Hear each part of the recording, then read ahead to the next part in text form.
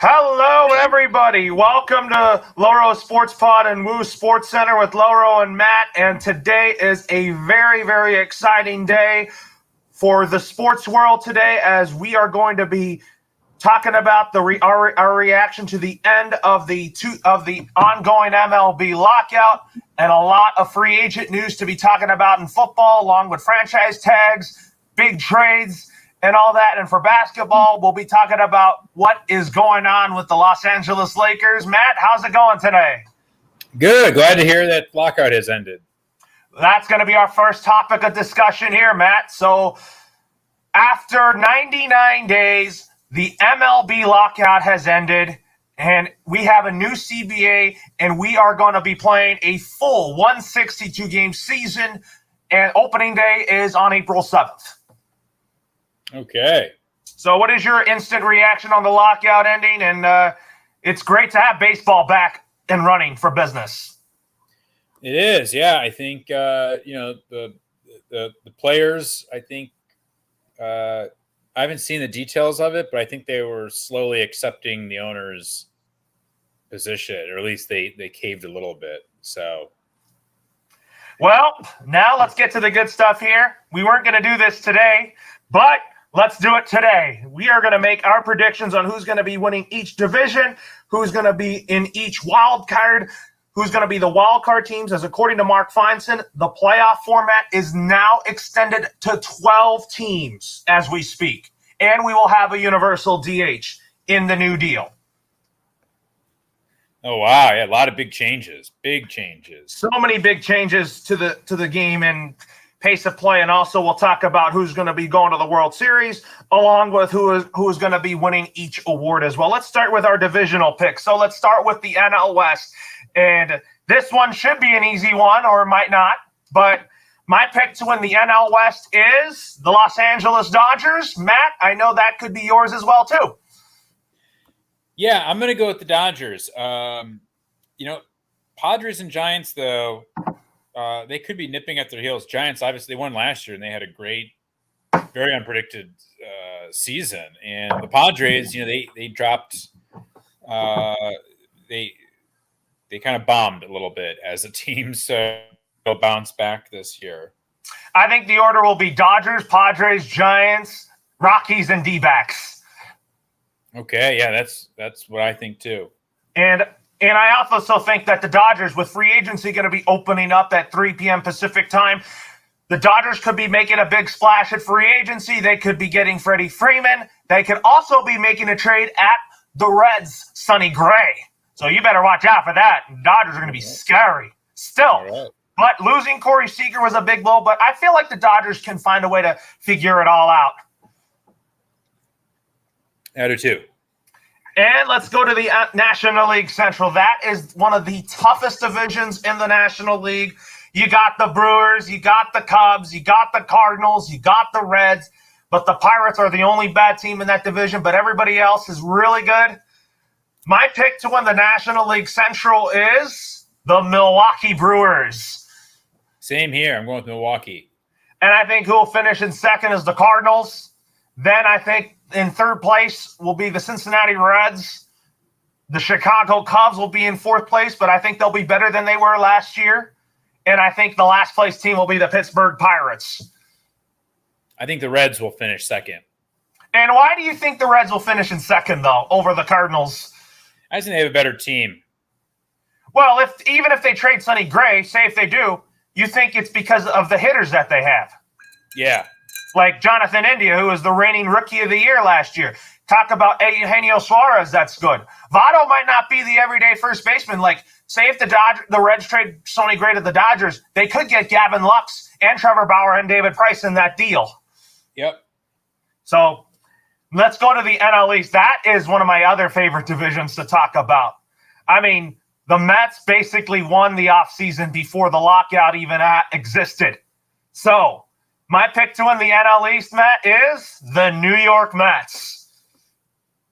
All right. You're going with the New York Mets? Yes, so am I.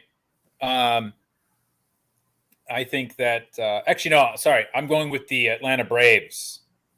I picked the Mets because Look what they did this offseason. They got Starling Marte. They got Max Scherzer to pair with Jacob deGrom on the rotation. Pete Alonso is going to be good. You got Cano coming back from suspension. Talk about this being a scary team. And they have a lot of good hitters. And Steve Cohen is ready to spend big still. I'll tell you that. Yep. And I think there's still the Mets, though.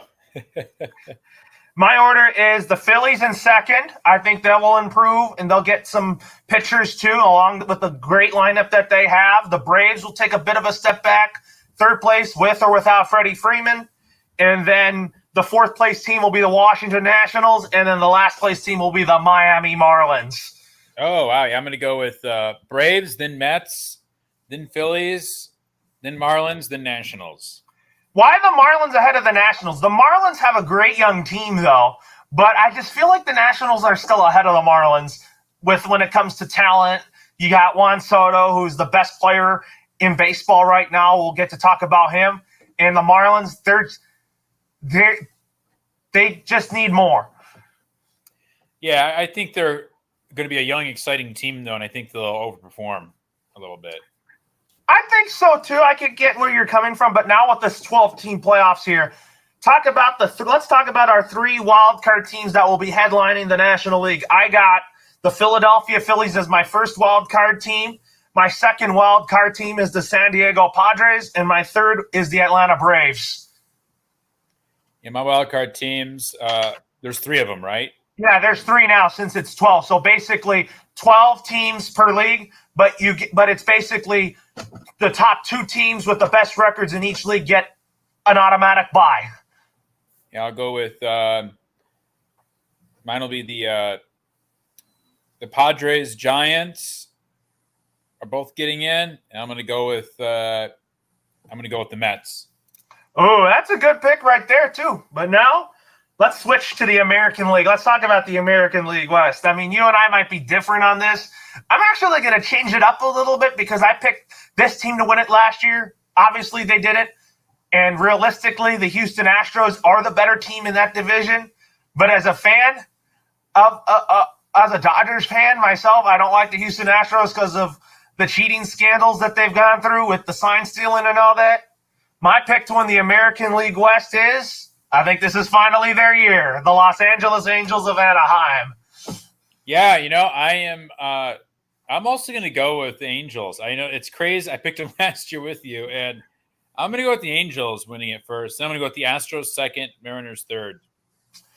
I think the Astros will – I'm actually going out on a limb on the Astros. I don't think they make the playoffs this year. Ooh, wow. They have a great team, but I just think that the American League is so tough as a whole. I mean, I have them in second like you. I have the Mariners in third. I have the Rangers ahead of Oakland. All right. But I do think Oakland will be an 80-win team, but I think that this division is going to be really, really tough. I think the A's will be 82-80. I think the Rangers will be slightly better. I think that now that with the lockout over, I expect the Rangers to get more pieces to build around, like get a couple of more pitchers, and I think they'll be good to go. And you obviously have Corey Seager now part of the Rangers along with Marcus Semien too. Uh-huh.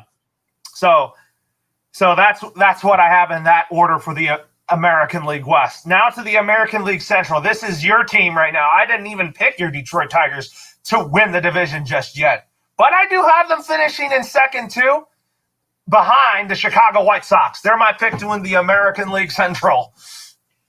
I am going with the Tigers to win the division. And why are you picking the Detroit Tigers to leapfrog the Chicago White Sox? They overperformed last year, and I think A.J. Hinch is going to lead this team to a divisional title in his second year. It's new blood in Detroit, and look at what you guys did before and pre-lockout. You guys got Javier Baez. You got Eduardo Rodriguez. Are you expecting more now from the Detroit Tigers to bring in some more pieces to their puzzle? Yep, I think they're going to win the division. I think the White Sox will finish second and the Guardians third. I have the White Sox first, the Tigers second, the Guardians third. Fourth place, the Kansas City Royals, and I think the Minnesota Twins are in last. I think the Twins they're just – they've been – after winning like 3 division titles in 2017, 2018, and 2019. They've just gone downhill since. Yeah. So that's why I think that the White Sox, to me, are still the better team. But I wouldn't be shocked if the Tigers would win the division. But my question for you is there still a chance, a possibility that your Detroit Tigers could land Carlos Correa? I don't think so, but yeah, we'll see. Well, here's the thing. You can move Jonathan Scope to first, put Javi at second, and Correa at short. Yeah, you could. And you think the Tigers will do it is because you didn't even think that their rebuild, they were going to be pretty good last year, but they did play hard last year. Yeah, they did. And then talk about the American League East. Ooh, I can't wait to talk about this division with you. This team I have winning this division, they really exceeded my expectations last year, almost made the playoffs, but I do think that big things are coming for this team because they got Kevin Gausman. I think that Vladdy Jr., Bo Bichette, that duo is going to get a lot better in years. Rogers Center is going to be back to a full 162 games. I think that playing a full season for these two players is going to be beneficial. And my pick to win the American League East is the Toronto Blue Jays. Dang. All right. Yeah, that could be a pretty good pick. This is a tight division with the exception of Baltimore. Oh, yeah. And who do you have winning the American League East? I got the Blue Jays because of Vlad Jr. being good, Bo Bichette, Kevin Biggio, those guys are going to get better. I think their pitching's going to be really good, too. Yep, I got the Blue Jays as well. And second, And then I have Tampa Bay Rays finishing second, and then the Yankees third. For me, I have the Rays finishing in second, the Red Sox in third, and the Yankees in fourth. And I have the Yankees actually one of my wild card teams. And then the Baltimore Orioles, of course, they're going to be a dumpster fire. Yeah. You could predict now that the Orioles and the Diamondbacks will be the worst teams in the league. Yeah, my wildcard teams are the Rays, the Astros, and the White Sox. For me, I have the Tampa Bay Rays as my first wild card team. And then I have the Boston Red Sox as my second wild card team. And my third wild card team is the New York Yankees. All right. Now let's talk about who's going to be playing in the LCS and the LCS. My pick to play in the American League Championship Series is Chicago White Sox and the Toronto Blue Jays. Oh wow! Yeah, I'm gonna go with the Toronto Blue Jays and the Detroit Tigers. Are you going out on a limb on Tigers already? Because I'm pumped. I was thinking that the Tigers will make baby steps, but why do you think that they're ready to get over that hump now and get over that baby step hump? I like this team. I think they're strong in all areas. I think they're going to get better, and once you punch your ticket to the playoffs, anything can happen. Well, if you look at the Tigers, you got Miguel Cabrera. He's obviously your DH. He is going to be vital to this young core of the Detroit Tigers. The Tigers have a lot of really good up-and-coming youngsters coming up that's ready to make an impact. Yep. And also, as the season gets on, and the Tigers, I think they're going to start off the season really well, and then they're going to make some trades or at the deadline and get the team even better where they need it to be. Are you talking about Al Avila from improving on being the worst executive from being the best executive? Yep. Because Al Avila knows his stuff. He's a great baseball mind. I mean, he was like the worst executive in baseball in the past. Yeah. It's now time for him to right the ship. Yep. So my NLCS pick, I got the Mets and the Dodgers. Okay. And my World Series pick, I got the White Sox and the Dodgers. I got I have Dodgers and Padres in the NLCS. Oh my gosh! Again? You mean that rivalry is starting to heat up? Yep. And who I have going to the World Series this year, I have the Dodgers facing the Chicago White Sox. I thought that would be last year. Obviously, it was the Braves and the Astros, and you know what happened. The Braves beat the Astros in 6. Yeah. And who's your World Series pick? I'm going to go with Dodgers and Blue Jays. And my pick to win the World Series in 2022, I'll have the Dodgers beating the White Sox in 7. And my MVP of the World Series is Walker Buehler. All right. Yeah, I have the Dodgers beating the Blue Jays in how many games? In 5. Well, I want it in 7 because I feel like that the Dodgers will get home field advantage throughout the postseason. All right. And who's your World Series MVP again? I'm going to say it is Mookie Betts. And I say Buehler because he's going to pitch in a Game 7, and I could picture him pitching a really perfect, nearly flawless game in this World Series. Okay. And then let's talk about who's going to be winning each award. Let's start with the NL Rookie of the Year. My pick for that is he used to be a Dodger farmhand, but I think he's going to be one of the brightest but great young pitchers in this game this year. That is Josiah Gray. Okay, me too. And for American League Rookie of the Year, this guy didn't even have a full rookie season. And this guy is ready to have a great season too. And his ceiling is just getting higher too, but it's talking about teams with young cores. And this team has one of the best young cores in baseball. And I pick Alek Manoah from the Toronto Blue Jays. I'm picking Spencer Torkelson of the Detroit Tigers.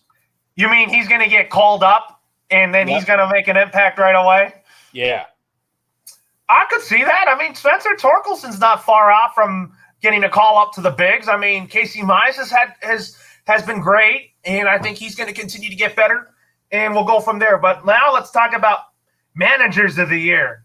And these 2 picks I have are 2 players that used to play for the Dodgers.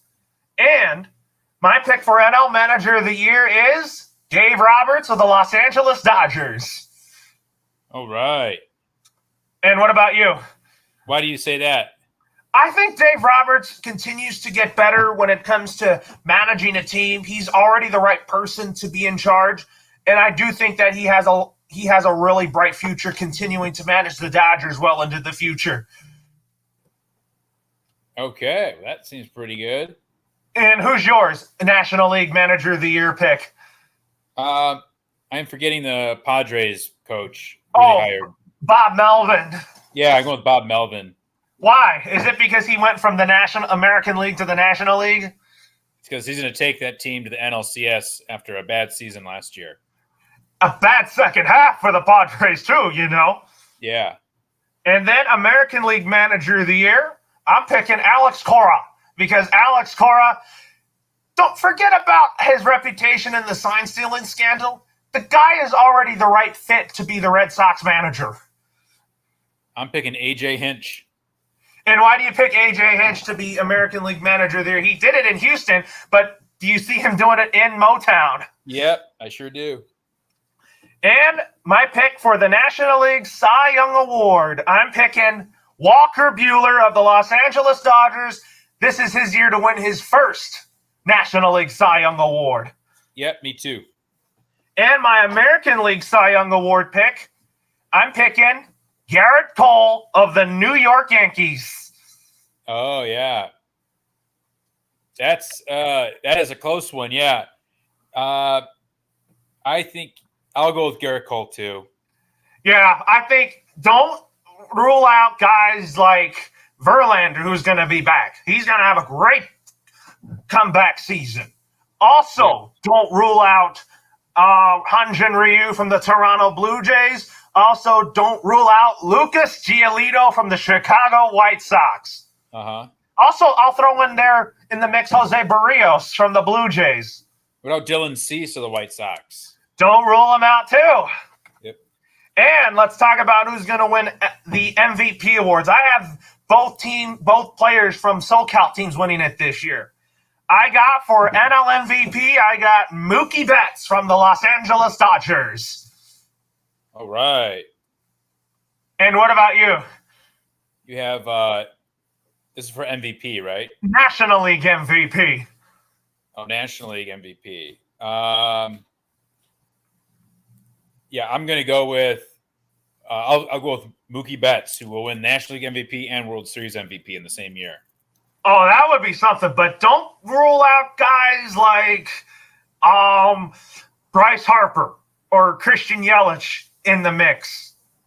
Uh-huh. Because I think this NL, or Juan Soto too, I think it's going to be a really close NL MVP race this year. Uh-huh.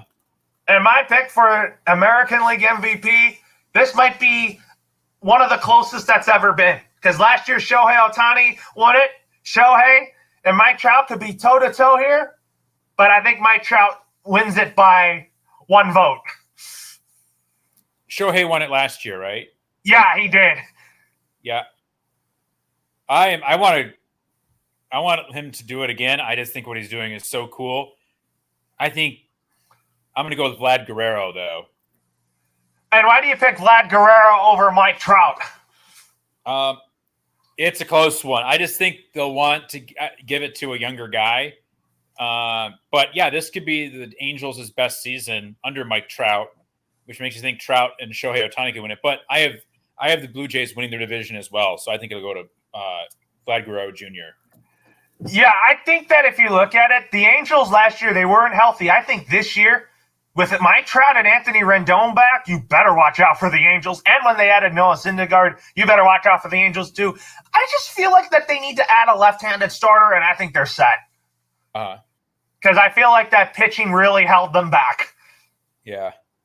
So before we move on to the NFL, do you see any big trades coming? Like, do you think the A's will trade Matt Chapman and Matt Olson? Yeah. Because the A's it'll be a big old sale. Yeah, there's going to be a fire sale. But also, what's your thoughts on the international draft here? I didn't quite understand it or follow it. Can you explain it to everyone? It's kind of hard to explain. You know, once I know more of the details, we'll talk more into that when we go on air next week when we talk about our March Madness preview, Matt. Okay. So let's get into some football here. I mean, a lot of really good stuff that happened, but we want to start off with the bad first. So, anyways, Calvin Ridley has been suspended for the 2022 season for gambling on his own team. What are your takeaways on this? There's one thing you don't do as a player in any sport, and that's gamble on your sport. There are signs in NFL locker rooms that say, no gambling. He's an idiot. I don't know what else to say other than he deserves the punishment for sure. If not more. I mean, if he's not remorseful, if he doesn't quite understand what he did was wrong, I don't know if you can bring him back. He's going to do it again. Yeah, at this point, I think his NFL career's over by now. Anyways, let's get to the good stuff here. Let's start with Aaron Rodgers staying with the Green Bay Packers. I was the one that called it and lobbied it. But, Matt, your Detroit Lions are going to continue to suffer with Aaron Rodgers still in Green Bay. So what is your takeaways on Aaron Rodgers staying with the Green Bay Packers? And we're going to go on to the Packers subject. What is your thoughts on Devontae Adams getting tagged too? I think Rodgers, they're giving him, he's the highest paid player in league history. You take that, right? I mean, it's just, you're going to take that deal, right? So I think that makes sense to me. I think keeps the Packers relevant and in contention. The NFC, it's going to come down to the Rams or Packers most likely at this point. So we'll see what happens with that. I would throw in the Cowboys too. They would be probably the third best team in that conference too, because they have Dak Prescott too. What do you think? Yeah, I think they're probably in that same conversation, but they have the Cowboys just always underperform, and they just don't have enough. I don't think they have enough to do that.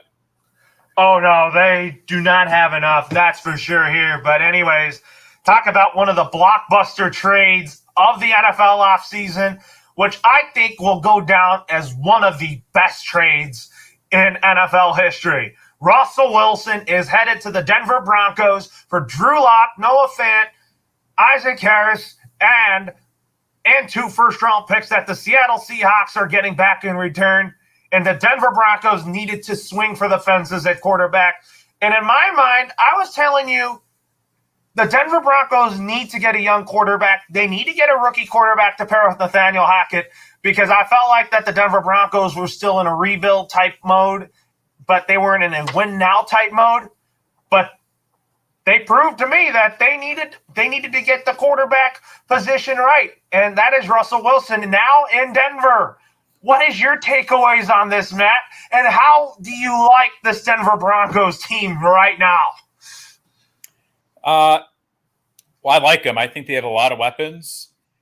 Russell Wilson's only 32. He is still in his prime. The big losers in this trade, other than Seattle, I think, are the Chargers and the Raiders. Yeah, they're. The AFC West, you have 4 pretty loaded teams right now. That is going to be a brutal division. Now, for the Chargers and Raiders, they both had to play Seattle this year anyways. The Chargers were hosting, and I think the Raiders go up to Seattle. Yep, and then they also had to play Russell Wilson regardless. But also, Russell Wilson's going to play against the Seahawks this year, and he's going to make his return to Seattle. That's going to be one of the best homecoming games that I'd want to tune in. Yeah. Do you think it'll be a primetime game? Oh, yeah. Most definitely, I think it'll be a Sunday or Thursday night game. It has to be a primetime game. Could be a Monday night or Thursday night game, too.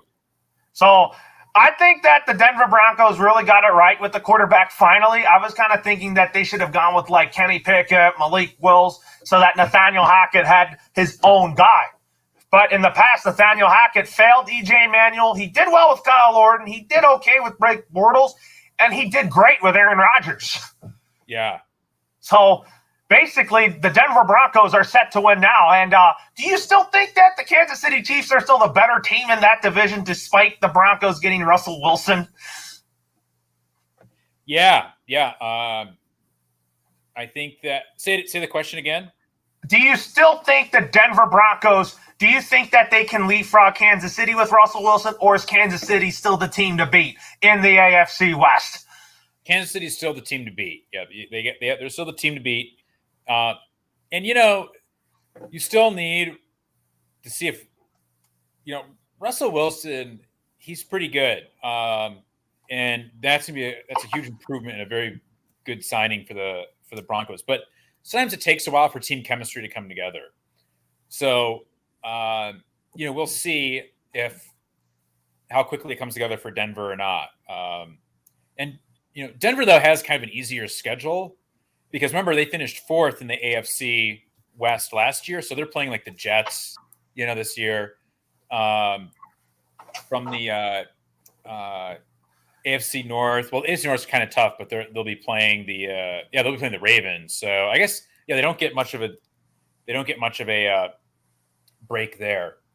But, they don't actually. I think that the AFC West is going to be really competitive. You better be ready because you just recently renewed your season tickets to the Chargers, and you better be excited to see these games. Chargers Broncos, Chargers Chiefs, Chargers Raiders. You're going to be in for some really good games when you go to SoFi Stadium this year. So are you ready to watch these great games live when the Chargers get to play the Raiders, the Broncos, and the Chiefs? Yes, it's going to be a lot of fun. Yeah, since you're going to be at SoFi for those Chargers home games within their division, So, anyways, talk about this next quarterback. I think this team didn't give up much. Carson Wentz is now a member of the Washington Commanders. So, what is your thoughts on him being a Washington Commander? And is it time for the Indianapolis Colts to find a long-term guy. I thought Carson Wentz was their long-term answer at quarterback. Yeah, I'm sorry, but but the Colts screwed this up. I don't know. Like, I don't. Well, look at the Colts here. The Colts had a 9-8 record. It had to be because their defense carried them. Yeah, but Wentz has a 4-1 touchdown to interception ratio. I know he had a couple of bad games at the end against the Raiders and then the Jags, and it cost them the playoffs. But I just feel like they don't have a plan going forward. Like, who are they going to bring in? They're not going to compete. Like, they took a step back. I think this is Jim Irsay making a very impetuous decision. Oh, my God. Jim Irsay, that was a bad decision there. I think Frank Reich's a great coach. I think Chris Ballard's a great GM. They're right for the Colts and constructing this roster. But Jim Irsay on the quarterback position, he's not getting it right. Yeah. I mean, he only got it right with Phillip Rivers, but Phillip Rivers wasn't really a long-term answer there. Right, yeah. He was just one and done. Yep. Who's going to be the long-term quarterback for the Colts? I kind of predict that they could get Marcus Mariota. I think he deserves a shot at being a franchise quarterback again. Yeah, I think he does. And I think that the Colts would be a great spot for him. Mitchell Trubisky might get a shot. We'll have to talk about where these two are going in a minute here, but let's go on to your Chargers here. So, Mike, you thought Mike Williams was going to be expensive, but he does get a 3-year contract extension to remain a Los Angeles Charger, Matt. So, what is your takeaways on this? And, Justin Herbert must be happy to have Mike Williams back. Yeah, I think that I think that was a good deal. It looks like they're paying a lot of money, like 3 years, $60 million, but $40 million is guaranteed. They're overpaying him in the first year, $28 million. You don't find many receivers like Mike Williams. He's a big presence out there, and he had 9 touchdowns and over 1,000 yards receiving. He's gotten better every year. I think that, I think the offense wanted him back. I think that Joe Lombardi knows how to fit him into his offense. I am 100% okay with this. Yeah, I like it. I do too. I mean, I think that now what the Chargers have to do, I think this team has a lot of talent, and you're going to see that come September when you return to SoFi Stadium, how talented they can be when they're fully healthy and all that. But I also could see this, Matt. The Chargers coming into this upcoming draft next month, they draft Drake London out of USC to kind of pair with Mike Williams and Keenan Allen. Talk about being a lethal receiving core. Yeah. So, anyways, that's another subject for another day, but let's talk about who got franchise tagged. We talked about already Davante Adams getting franchise tagged. The Cincinnati Bengals franchise tagged Jesse Bates. And do you think that a long-term deal will be in the favor of the Bengals to agree on to Jesse Bates, or do the Bengals have other priorities to fill, such as offensive line and defense? I don't know exactly what they're going to do. What do you think? I think they might extend him for 2 or 3 years, because I just feel like that the Bengals need to heavily focus on the offensive line and defensive front. So that's what I think too. And what about David Njoku? Do you think that he'll get a contract extension with Cleveland? Yeah, I think so. What about Dalton Schultz? He got tagged. Is he a part of the plans in the future for the Cowboys? Probably. I'll say yeah. And then you talked about Davante Adams. And do you think Green Bay, since they have a tight cap window, do you think that they could be creative in moving some of that cap to extend Davante Adams? Yeah, I think they could. What about the Jacksonville Jaguars? They just got Cam Robinson. I expect him to play left tackle, though.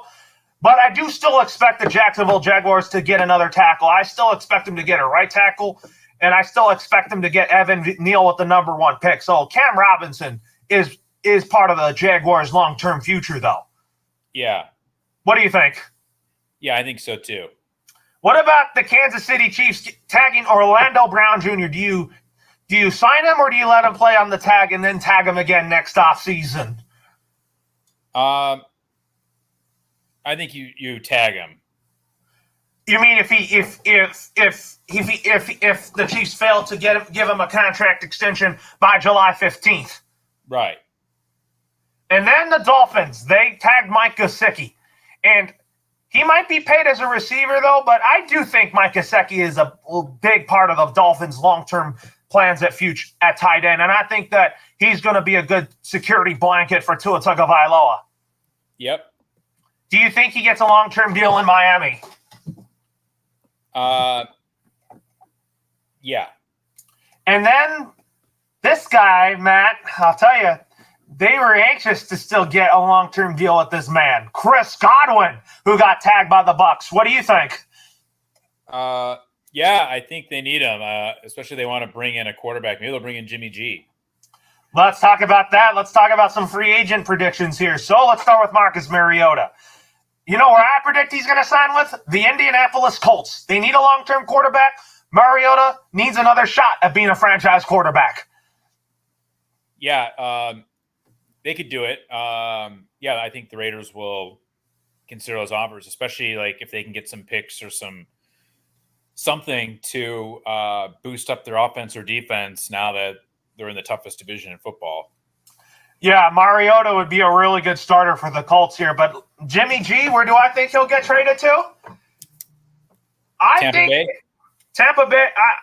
Or Carolina.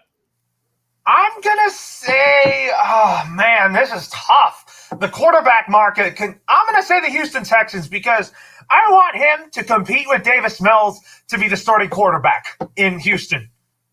Oh, yeah. I think Houston's going to stick with Davis Mills. I think Jimmy G, I think he goes to Carolina. I think if he goes to Carolina, I think he can compete with Kenny Pickett for the starting job, and I think he'll lose it to Kenny Pickett. Oh, wow. Just because I think that this quarterback class is not that great. I think that's something we'll have to talk about here. But before we talk about our next move right here, talk about what's next for the Seattle Seahawks. Let me tell you, I don't think Drew Lock's going to be their starting quarterback. I think Seattle's going to draft a quarterback. Uh-huh. And I don't have them getting Deshaun Watson, too. I actually have Deshaun Watson getting traded to the Tampa Bay Buccaneers. Yeah, I don't think he's going anywhere. If he does, it could be Seattle. Why do you think it would be Seattle? I think there could be pressure on Seattle to bring in somebody now that they got rid of Russell Wilson. So there might be a lot of pressure to bring in someone to make a splash. Now, I personally don't think this will happen, but if he does go anywhere, I would say maybe Seattle. Seattle has a very good established culture that someone like Watson can rehabilitate himself. But unless his legal issues are solved, no team's going to want him. They don't know if he's going to be able to play. Oh, yeah. So I just had to throw it out there. But we'll talk about Kirk Cousins here. The Vikings were rumored that they could just dump his entire salary, or they might extend him to restructure his deal. And you know where I predict? He stays with the Vikings. Uh-huh. What about you? Where do you think Kirk Cousins does? Stays with Minnesota or he gets traded? Probably stays with Minnesota. I think he's excited to work with Kevin O'Connell. I think Kevin O'Connell is going to work to his strengths and work to his abilities. Uh-huh. So, anyways, let's talk about Mitchell Trubisky. We might have different places on where he'll land, but you know where I have him landing with? The New York Giants. Yeah. I think he will team back up with Brian Daboll. I want to see that. And you know what I predict? My early prediction is that Trubisky is a New York Giant, and he beats out Daniel Jones for the starting job. And I think that Daniel Jones is pretty much done. And I think that Mitchell Trubisky will be their guy going forward. Yeah. What do you think of that prediction about Mitchell Trubisky potentially being the Giants quarterback going forward? Yeah, I think he will probably want to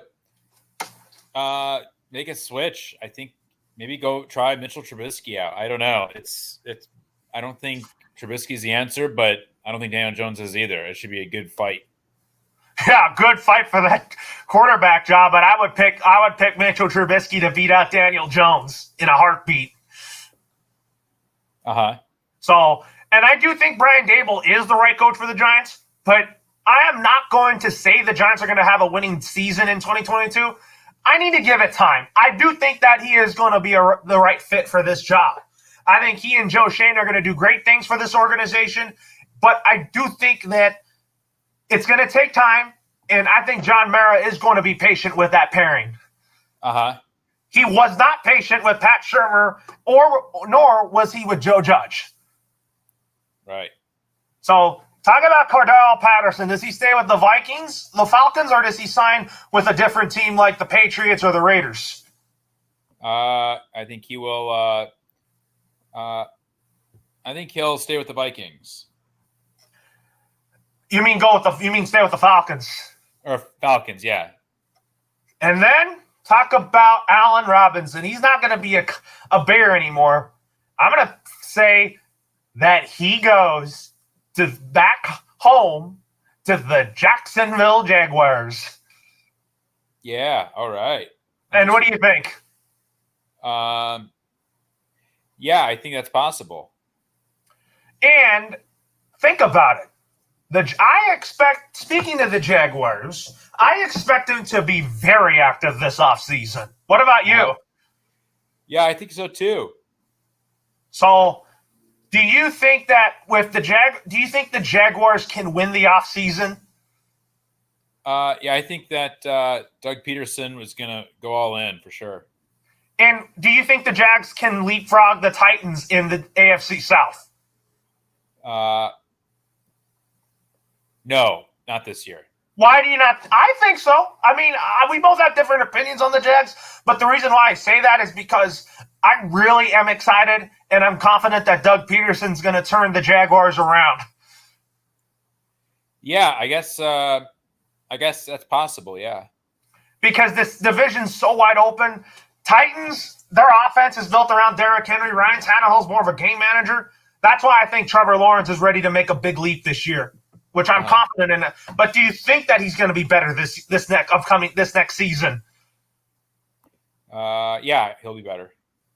And then talk about this. Tyler Lockett and DK Metcalf. Do they stay with Seattle, or do they get traded to the Denver Broncos and reunite with Russell Wilson?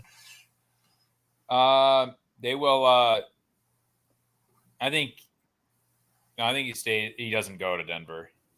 You mean Lockett? Yeah. I think both of them stay with Seattle. I think that they're going to help develop the young quarterback, whoever that may be. I think that they're going to help Matt Corral out. Okay. Because Matt Corral's my pick to go to the Seahawks at 9 when you and I reveal our mock draft next month. I'm just telling you that right now. Okay. And J.C. Jackson, no longer a New England Patriot. I'm going to say he signs with the Los Angeles Chargers.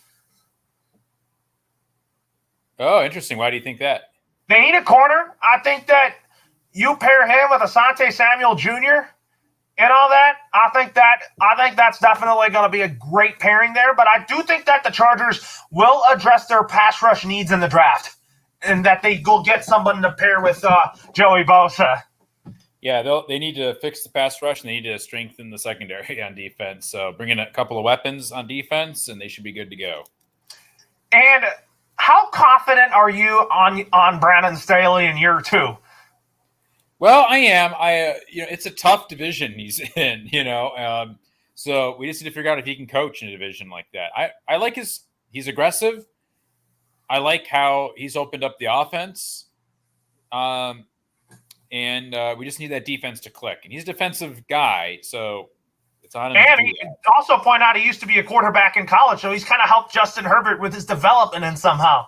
Oh, yeah, he's not a dunce on offense. He knows offense, too. Yeah, he knows both. I mean, that's what the Chargers really like, and his game management coaching skills have been impressive in this upcoming year, in this past year. Yep.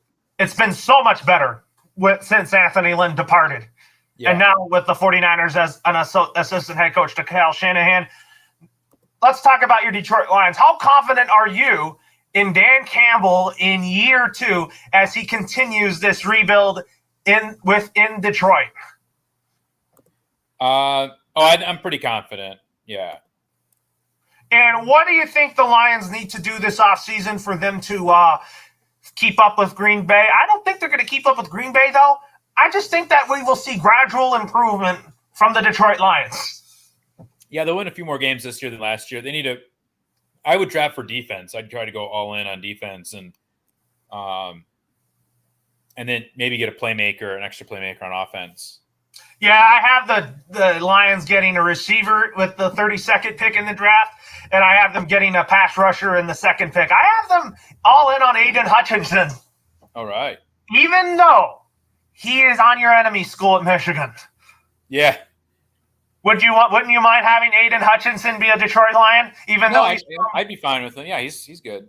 Even though he's not from your alma mater of Michigan State. Right. Yeah, it's still good. So that's what I'm kind of thinking there. I think that the Patriots. Do you think the Patriots will make big strides in year 2 with Mac Jones? Do you think that they're going to continue to build around him in year 2? And do you think they're a playoff team next year? Yeah, I think so. Or do you think the Patriots might take a step back because of how loaded the AFC is? Yeah, I think the Patriots are going to fall back. I mean, without Josh Daniels is a really good McDaniels. And there's going to be a drop-off on offense, I think. And not significantly, you meant? Well, no, I don't think they're making the playoffs this year. Well, look, I mean, the AFC East, you have to think about it. Buffalo, they have unfinished business. I think they're ready to make a Super Bowl run now. I think that by looking at these 2 losses to Kansas City, I would want to see them in the Super Bowl now. I think I want to see Josh Allen play in a Super Bowl. Yeah, I think they're going to – Buffalo once again win the division. And I just think, like, the AFC is just going to be tough this year, you know. We'll see, though. They don't have to play the Broncos. Buffalo still has to play the Raiders. They have to play Kansas City still. They have to play Kansas City, and then they have to play Cincinnati. No, the Patriots don't play Kansas City. Yeah, the Patriots don't play Kansas City or Denver. They play the Raiders, and they also play the Colts. So the Patriots somewhat have an easy schedule heading into next season. Oh, yeah. No, you're right. It's possible that, their schedule is easy enough that they can – because what's going on? Yeah, they play – well, they play the Bengals, they play the Browns, they play the Steelers, and they play the Ravens. The Patriots do. And with that extra game that they have, that extra road game that they'll be in Arizona to play Kyler Murray and the Cardinals. That's a tough one. That's a tough draw to get. They also play Green Bay. That's hard. And then my Patriots play your Lions, and we'll probably beat you. Yeah. We'll probably beat you, but Dan Campbell can't be underestimated in games because how hard the Lions have played this past year was really good, but they've always came up short in games, which tells me to think that the coaching has been so much better in Detroit now. Yeah. They have an interesting schedule. It could be something, I think you could be right, where, you know, they host the Bears, they host the Lions, they're at Pittsburgh. They have to play in Minnesota. Yeah, they host Indy. They play the Jets twice. And the Dolphins, too. Miami looks like, I mean, I think they caught a break with Flores being fired. Like, he beat him twice in one season. They fired. Like, that's just ridiculous. I think the Dolphins, with Mike McDaniel, I think that offense is going to be way better. Yeah. And I think Tua's going to be way better in that offense. Yeah, there's some question marks, though, with their team, but there's also question marks with teams on their schedule. We'll see how they respond. Anyways, let's talk some basketball here. So, talk about the Lakers losing to the Houston Rockets last night. And there are no words how frustrated I am with the Lakers. How frustrated are you with the Lakers?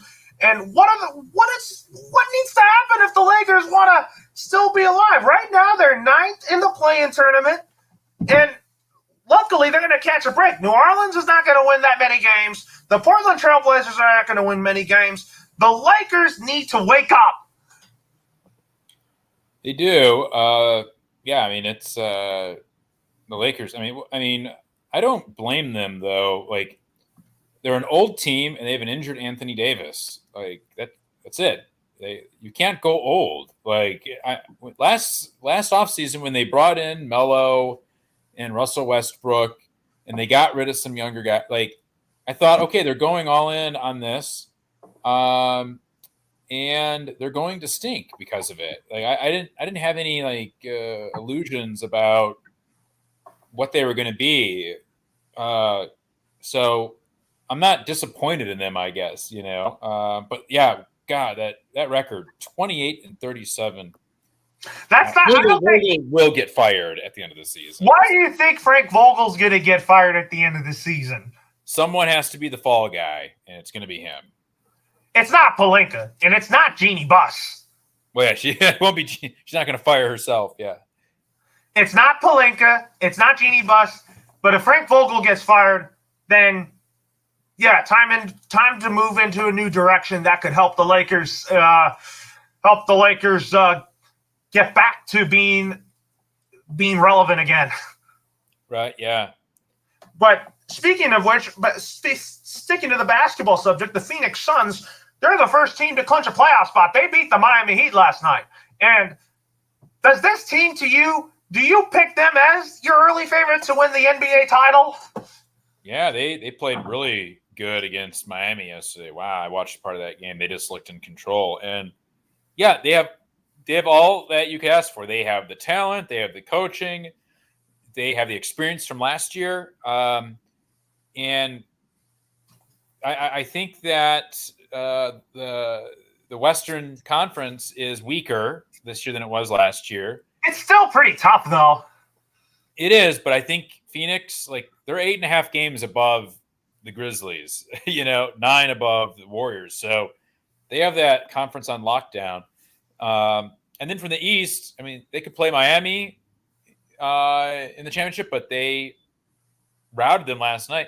The Bucks would probably give them the most trouble because the Bucks have the experience and the coaching and the talent, and they can click it into gear. Maybe the Sixers could give him trouble, but yeah, I think it's Phoenix's to lose. Yeah, speaking of which, when we talk about the Philadelphia 76ers, I didn't think we talked about this.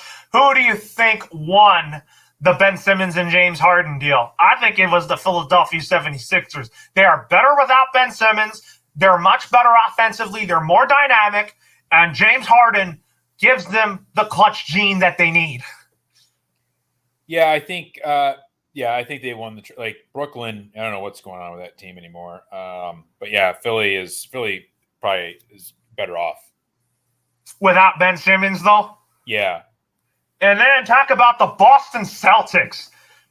I said that they were a first half. They're not a first half team, but they're a second half team. They have clicked at the right time. Yeah. What are your thoughts on the Celtics? I was like, look, if the Celtics want to be consistent, they cannot rely on Jason Tatum or Jaylen Brown for an entire game. Yeah, they're 8-2 in the last 10 games. Yeah, they caught fire. We'll talk about basketball Cinderella story team, the Cleveland Cavaliers. Yeah, they might start falling apart, though. Yeah, but I still think they'll make the playoffs, so I think they'll make the play-in at least. Oh, yeah, well, the play-in, it's like there's only 5 teams that don't make it in each conference. It's kind of ridiculous, but yeah, I think they'll slip to a play-in game, though. What about your Detroit Pistons? Talk about your loss to the Chicago Bulls last night. Well, it was expected, but Detroit, they're slowly playing better. They're 6-4 in their last 10.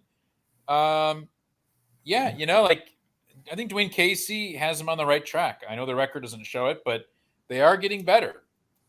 It's not the fault of Dwayne Casey for why the Pistons are so bad. They're not going to fire him or anything like that. I mean, look, he's developing a really good young roster. Sadiq Bey, you got Killian Hayes. Kate Cunningham is starting to grow. Yeah. So that's that right there. But also, let's talk about the New York Knicks for a moment. They have taken a major step back this year. And do you think that it's time for the Knicks to fire Tom Thibodeau? Yep. Why do you think it's his fault? I mean, like you say yourself, they've taken a big step back, and just they shouldn't have. So, got to blame somebody. It's going to be the This coach. team should be winning. This team should be competing. They should be a top 4 team in the East like they were last year. I was kind of like, oh, this was a big step for the New York Knicks. Yeah, the Knicks are like the Mets. You know, they just don't ever come together. Yeah, you're right about that. But also talk about the rise of the Memphis Grizzlies. Who do you credit for the rise of the Memphis Grizzlies? Ja Morant. And I was thinking that they would be a play-in team because the West is so loaded, but they really climbed up. Yeah, they're in second place, a half game ahead of the Warriors. I think the Warriors will probably catch them coming down the home stretch here. But I think the Grizz will at least be, I think, the 4 seed, at least the 4. They'll probably be the 3rd. And Denver, let's talk about the Denver Nuggets. They have played really good basketball lately, but they need to get Jamal Murray back as quickly as they can. Yeah, they do for sure. But they're 9-1 in the last 10. Can the Clippers? My question for you is: can the Clippers leapfrog the Minnesota Timberwolves and still make it into the top 6, or the Clippers are more of a play-in team now? Yeah, they're going to be a play-in team regardless. They're not going to catch Denver. But they are playing hard, and they are playing really good basketball lately. Yep, 7-3 in their last 10 games. They didn't look good against the Warriors the other night, but they looked good. The other was it yesterday they played or something like that. So yeah, the Clippers. Could they catch the T-Wolves? I don't think the Timberwolves are also playing really good, so I don't think so. I think the Clippers will play the Lakers in the play-in game. Yeah, we're gonna wait and see. This is gonna be a really wild stretch run in the NBA, and I cannot wait to make our playoff bracket in the next month. And also, folks, Matt, I also can't wait to make our NCAA March Madness bracket next week too on Selection Sunday, and also can't wait for Selection Sunday, which we'll talk about in a minute here. What is your thoughts on when the Clippers take on the Detroit Pistons on Sunday? You are excited to watch that game? Yeah, it should be a good one. And let's talk about a little bit about March men's basketball here, but we will make our brackets next week, Matt. We want to this next week on our show is going to be fun. We got to do this before the March Madness games kick off. So yeah, we'll do that next week. So anyways, March Madness is coming. Let's talk about some March Madness questions for NCAA basketball. So let's talk about the Michigan State Spartans. I was watching their game against Maryland. They nearly choked, but you know what? This team has it in them to make a run for a national title and win their first national title championship since 2000. Can this be the year? Well, it can. Oh, it's going to be the year in March Madness. I think they're projected to be an 8 seed right now. We'll see how they perform. They played today against Maryland in the Big Ten tournament. We'll see how well they do in the Big Ten tournament. That could bump them up or lower them a bit. So Michigan lost it. They blew a big lead against Indiana, and they're on the bubble right now. I think Michigan will still be in, but they'll be one of the last teams in. Oh yeah, this is gonna be a great tournament. So, yep. Speaking of which, when it comes to Michigan State, for me, I like the Michigan State basketball over Michigan State football because for me, I've always been a big Tom Izzo guy. Oh yeah. And Tom Izzo is a coach that makes you work, and he can yell at you if you don't do your job. All right. That's Tom Izzo for you there. Another question is, do you think that Duke can win it all in Mike Krzyzewski's farewell tour in this tournament? That'd be quite the send off. And hold on one second, Laura. We got breaking news. I'm going to send it to you here. It looks like the Los Angeles Chargers might be getting Khalil Mack. Oh my goodness! Yeah. Oh my goodness, man! I gotta tell you this here is that Khalil Mack with Joey Bosa. Oh my God! Yeah. What a pass rush! What a combo! Yep. What a combo this is! So I think that this is going to be a really good combo here for the Chargers, and I can't wait to see how that duo is going to work. It's going to be great in LA, and especially now with the Rams having Aaron Donald, and also I assuming that they bring back Von Miller, LA Chargers are getting the same here. Yep. So, anyways, when we talk about back to college basketball here, I talked about Duke being the team that I think should win it all. I'm kind of anxious on which region that they're in. I kind of want a Duke and Michigan State champ national title game between two legendary coaches. Yeah. And let's also talk about some Cinderella teams. Let's throw in some Cinderella teams here. My Cinderella team in this upcoming tournament, in the NCAA tournament, is Loyola Chicago with Sister Jean, the good luck charm. Yeah. That could be a good Cinderella. I think it might be the year of a Big Ten team like Wisconsin to surprise some people. I'm talking about Cinderella teams, like schools that are not talked about. I talked about the Ramblers of Loyola Chicago. Oh, yeah, that's a good one. I'm also thinking maybe Drake, because they played Loyola Chicago in the Missouri Valley Conference Final. So, what do you expect from Selection Sunday? How excited are you for Selection Sunday? Yeah, I think it'll be a lot of fun. I always like Selection Sunday. Oh, yeah. We'll be talking then. So let's talk a little hockey here. So talk about the LA Kings have been playing really good hockey as of late. And tonight they take on the San Jose Sharks. What do you expect from the Kings tonight against the San Jose Sharks? I think they're going to get a win. Big old win. Yeah, the Sharks are not that good anyways. They're in a rebuild. Yep. And then your Detroit Red Wings. I mean, still, they're hanging in there, 54 points. But are they going to catch the Capitals? No. But you said gradual improvement is coming for the Detroit Red Wings.